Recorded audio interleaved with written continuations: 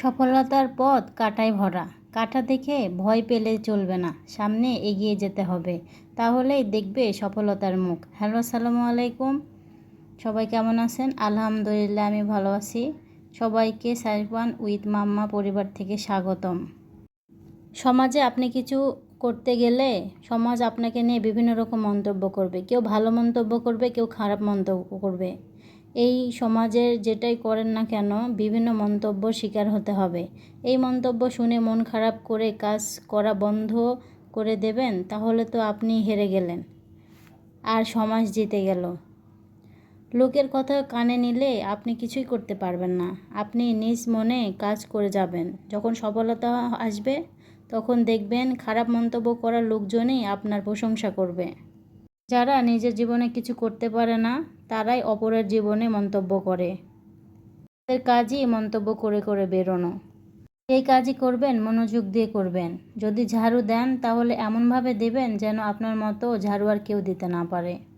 কারণ পরিশ্রমের ঘাম কখনো বেইমানি করে না। পরিশ্রম সৌভাগ্যের প্রসূতি, এটা সবাই জানেন। পরিশ্রম না করলে সফলতা কখনোই আপনার কাছে এসে দেখা দেবে না। পরিশ্রম না করলে জীবনে কিছুই করতে পারবেন না।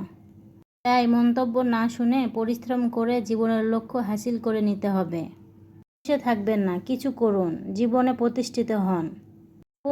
অনেক রকমভাবে সফলতা হওয়া যায়। মন্তব্য করে তাদের কাজই ওটা। আপনার কাজ হবে সমাজে প্রতিষ্ঠিত হওয়া। যারা সমাজে প্রতিষ্ঠিত তারা সমাজের মন্তব্য শুনে আজকে এই পর্যায়ে এসেছে।